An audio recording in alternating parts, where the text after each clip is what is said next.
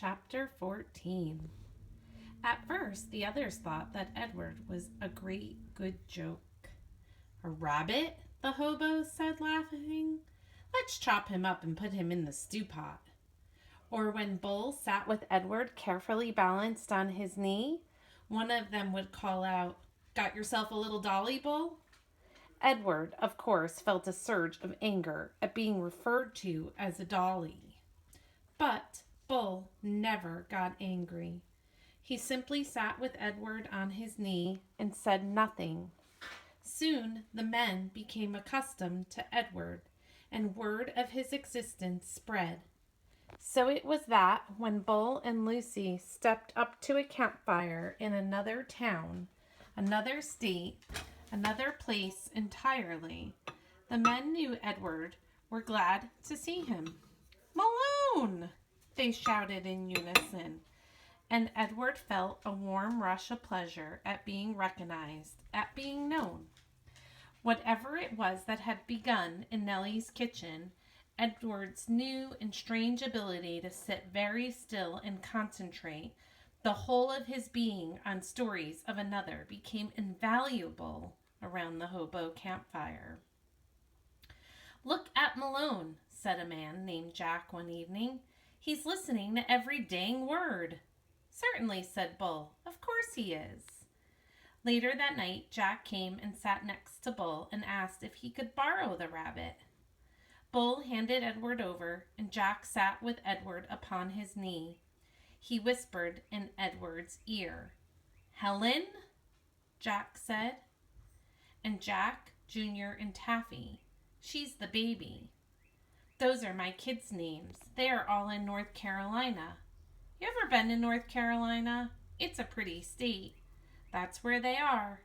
Helen, Junior, Jack Jr., Taffy. You remember their names, okay? Malone?" After this, wherever Bull and Lucy and Edward went, some tramp would take Edward aside and whisper the names of his children in Edward's ear. Betty, Ted, Nancy, William, Jimmy, Eileen, Skipper, Faith. Edward knew what it was like to say over and over again the names of those you left behind. He knew what it was like to miss someone, and so he listened.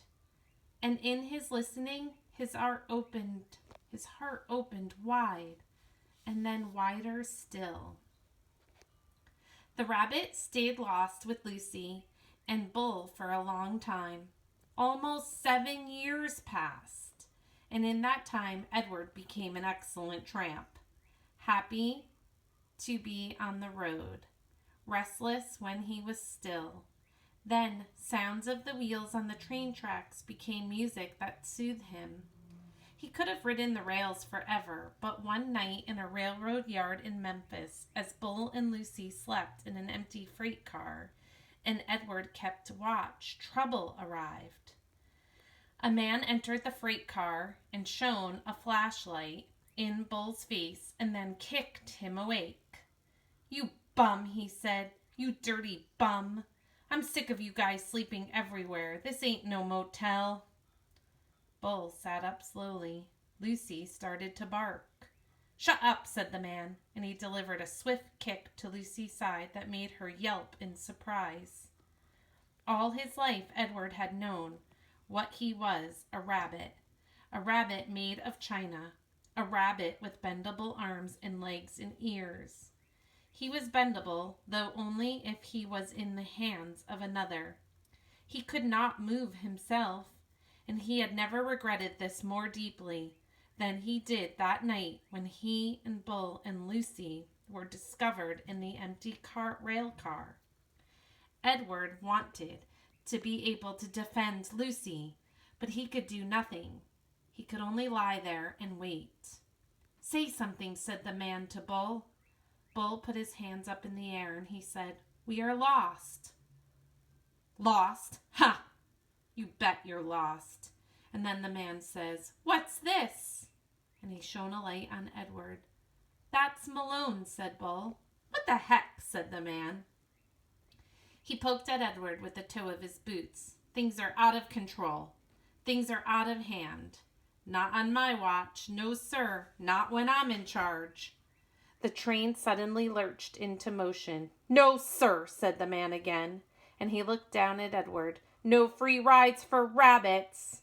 He turned and flung open the door of the rail car, and then he turned back with one swift kick, and he sent Edward sailing out into the darkness. The rabbit flew through the late spring air. From far behind him he heard Lucy's anguished howl. "Aroo! Aroo!" she cried. Edward landed with a most alarming thump. And then he tumbled and tumbled and tumbled down a very long, dirty hill. And when he finally started moving, he was on his back, staring up at the night sky. The world was silent. He could not hear Lucy. He could not hear the train. Edward looked up at the stars. He started to say the names of the constellations. But then he stopped.